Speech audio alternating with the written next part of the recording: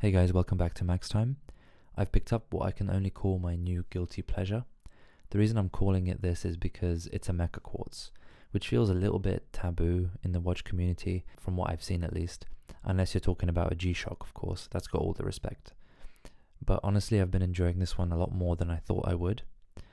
This is the WatchDives WD1980. It's an homage to the CWC Royal Navy diver RN300 MT QS120, the quartz diver that's actually still being used by the British military today, from the research that I've done anyway, especially in that distinctive dark blue bezel version.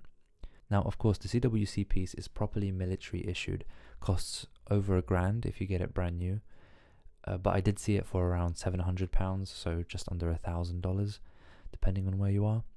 But at 60 quid, this guy really scratches the itch, and it also depends on what you're buying it for. More on that later. So why is it guilty? It's powered by the Seiko VH31, so it's technically a quartz, but it does have that 4 tick per second sweep that mimics an automatic. It's not a true mechanical, of course, but it does look like that on the wrist. And for some reason, that feels a little bit wrong, which is silly really.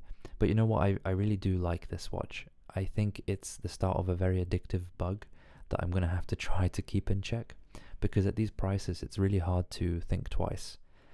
This watch has a 38mm diameter, 20mm lug width, about 11.5mm thick, and a bezel with 128 clicks of unidirectional movement.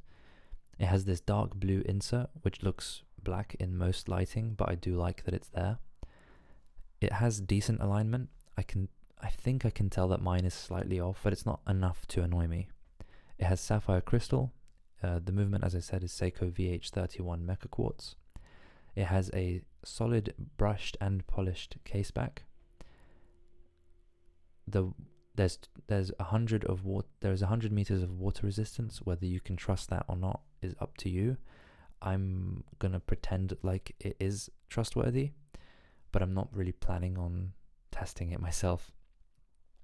So I picked this up for, I think it was like 61 or maybe 64 pounds including shipping, which is around $80, I think. I'll put something on the screen if I'm wrong.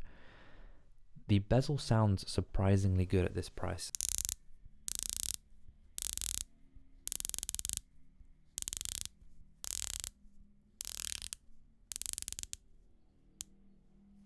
That was the full 120 clicks. The finishing is fine, nothing fancy, but honestly, when you consider that this only costs £60, it's incredible. The big win here is that it looks and feels like an automatic, although I'll reserve the word feels officially because it does feel a lot lighter than you would expect. Even though it is just a 38mm watch, it does feel like almost like it's titanium or something, but of course it's just because there's no moving parts inside. So if you can look past that, I actually see it as an advantage, because when I have it on my wrist, it just disappears, and I have it on the wrist with this FKM hybrid type watch strap, which I am making, if not already released a video on it, just depending on when I release this one. Make sure to keep an eye out for that one, or already put it to your watch list. So it's quartz. You get the accuracy, you get the reliability, you get almost no maintenance, and you get it for such a cheap price that in 2 to 3 years that the battery dies, if you have it running that whole time, you can just buy another one, or replace the battery if you're sensible. As I've said before, AliExpress watches can be a bit hit or miss in terms of quality and consistency, but I think that when you pay £60 or around this price range, I think you can forgive that. When I've made a video on this in the past, I wasn't a fan that you can spend £200 to £300 and still see some sort of QC issue, but maybe that's just me being picky. For 60 quid, you're getting sapphire crystal, 100 meters of water resistance, a decent bezel, and a sneaky mechanical feeling sweep. It's not going to replace an automatic, and it doesn't need to. I bought this one for the sake of feeling like I'm wearing an automatic watch and going into central London, or trimming the hedge around my property, or doing some sort of any kind of gardening really, and I can still feel like I've got something special on my wrist. That's why I bought it. But of course, you can just buy it because you want to collect the look, and there's nothing wrong with that.